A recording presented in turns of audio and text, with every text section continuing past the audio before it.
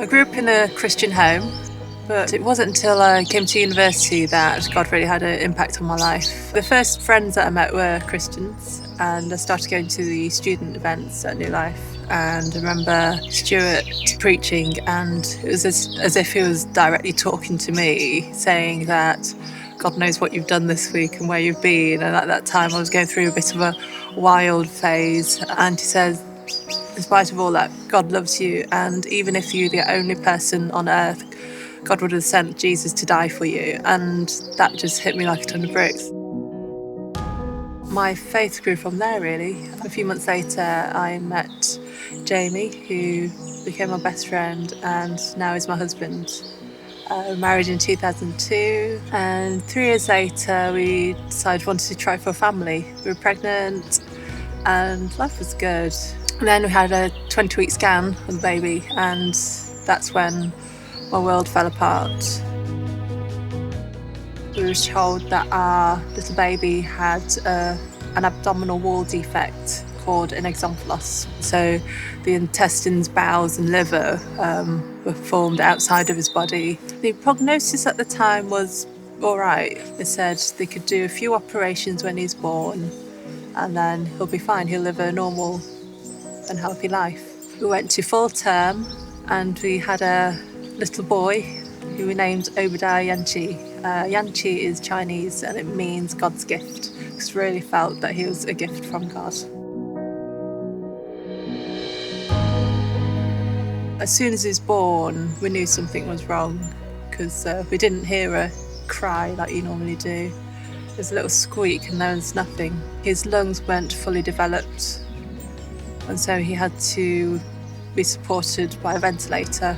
I guess deep down inside I probably knew he wouldn't survive because I remember on the second day of his life I actually challenged God and I said, I don't want to live another day longer than my son. I was kind of hoping God would listen and he would do a miracle.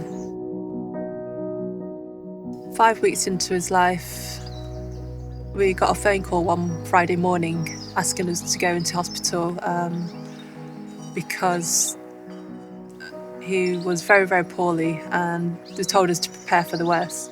He actually lived through that day and lived through the next day.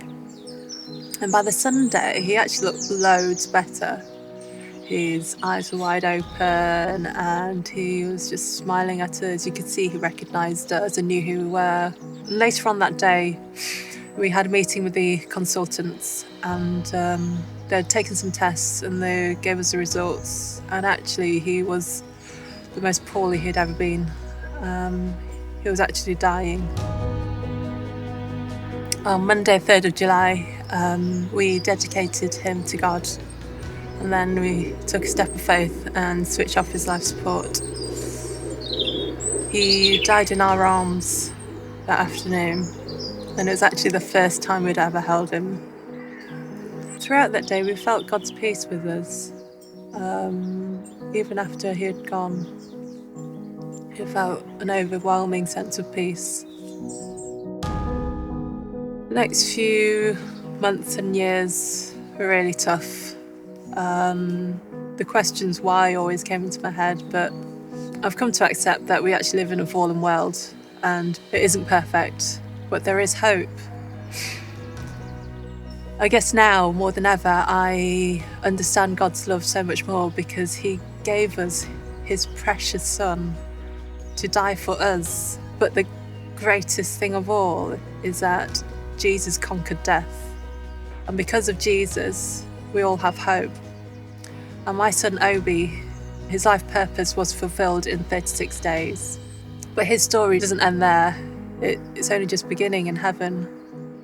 And that's what I hold on to, that one day not only will I be reunited with God and Jesus, that I'll see my son again. And when I say hello to him, it will be forever.